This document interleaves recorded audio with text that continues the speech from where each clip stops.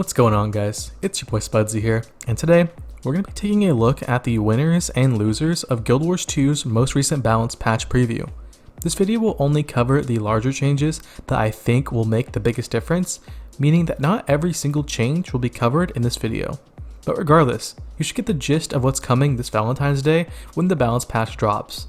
Now let's go ahead and get right into it. For our winners of this patch, we have quite a few specs that will be receiving buffs, and even some reworks that I am personally very excited for. Let's start by talking about the Renegade.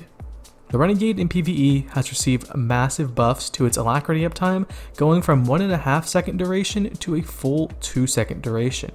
Fury generation was also buffed, and even critical strike chance. I think with these changes we will be seeing a way better alac DPS build for the Renegade. Due to the fact that we won't have to run as much boon duration anymore, it should really open up different options when it comes to gear choices and deciding whether or not you'd want to go for a more damage oriented setup. Renegade was also buffed in World v World and PvP in regards to the damage department. 7-shot received a pretty sizable buff that honestly probably wasn't even that warranted, seeing as how that was like the best ability that Renegade had. Maybe these changes will help to put the Celestial and Shiros builds back on the map, but honestly this is one we'll just have to wait and see. Moving on to the Bladesworn. The Bladesworn received a rework to its Gunsaber with it now having ranged options. The Auto Attack and Gunsaber 2 ability are now turned into ranged attacks if you are too far away from melee. On top of this, Artillery Slash was reworked to instead consume all ammo charges and even apply daze if all 2 charges are consumed. And finally, Gunsaber 4 now applies Aegis, meaning that not only will you still reflect projectiles, but block an additional attack as well. Honestly, I'm very excited and scared at the same time for this rework. I have no idea how this will play out in competitive game modes, but all I can say is that if you are already enjoying Bladesworn and PvE, then this will be a very nice update for you. On top of this, Warrior also got a ton of buffs in PvP for some of their core abilities, so feel free to check those out as well. Some of them are pretty nice. Guardian was yet another spec that came out on top of this balance patch. It saw cooldown reductions to a lot of Dragon Hunter's abilities, such as Virtues and a few traps, and it also saw a small rework to the hammer. Overall, they tried to make the hammer faster than it currently is, so that it is more in line with some of the other weapons that we have today. Hammer 3 now applies barrier on hit, making for a nice bonus, and Hammer 4 now has a very cool feature baked into it. Whenever you hit an enemy with a skill, they will become marked for 5 seconds. Mighty Blow, which is Hammer 2, will now consume that mark and teleport to your target as it does a damaging smash. This, in my opinion, just looks really cool and is a very nice reward for when you hit that banish ability, as it pretty much guarantees a free Hammer 2. I can see myself really enjoying this change in PvP with something like a Hammer Woolbender build. To round things out on Guardian, Woolbender saw no direct buffs, but instead got a really nice quality of life change that actually equates to a huge buff. Virtues on the Woolbender will no longer remove the active effects of other virtues. This means that now you can have Woolbender's Flames from Virtue 1 and have the effects of Virtue 2 going at the same time. I can see this change really helping out with making an alac DPS build work for the Woolbender, as well as buffing the already existing Condi DPS build, allowing them to both be more aggressive thanks to the Aegis and defensive abilities on Virtue 3. To round out the winners, we'll quickly cover a few specs that got some nice quality of life changes. Elementalists received tons of changes ranging from staff buffs to Weaver buffs.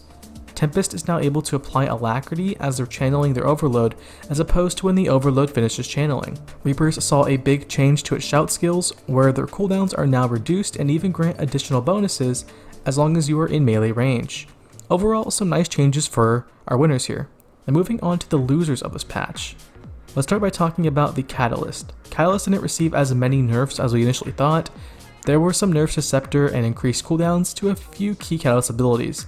But overall, it wasn't enough. I definitely think Catalyst will still be a force in PvP in World v World, so yeah, watch out for that. Moving over to Spellbreaker, which saw a massive nerf to Breaking Strike's damage, this ability's bonus damage was literally nerfed by 45%, which is kind of insane. Full Counter saw a small rework to the way that it triggers burst traits as well, but not only apply those traits when an enemy is struck by Full Counter, instead of when an attack is blocked by Full Counter. This means that if you want to now successfully counter a Spellbreaker, all you need to do is dodge the attack that comes after you've hit their full counter. Feburary will probably fall a bit in terms of power and status in the meta. I definitely think that they got hit way harder than Catalyst, so we'll see what happens from here. Our second to last loser has to be the Deadeye. I am very happy to say that the Deadeye has been gutted in PvP and Worldy World. The elite skill Shadow Mild no longer removes Revealed. This is huge, seeing as how Deadeyes will now be caught out of stealth way more now than they ever were. And taking into account how squishy they are when they're caught out, you can kind of see where this is going. Sorry Deadeye players. Not really. To round out the video, we have one more spec that lost today. So Vindicator was nerfed yet again. Salvation saw some nerfs across the board when it came to barrier generation.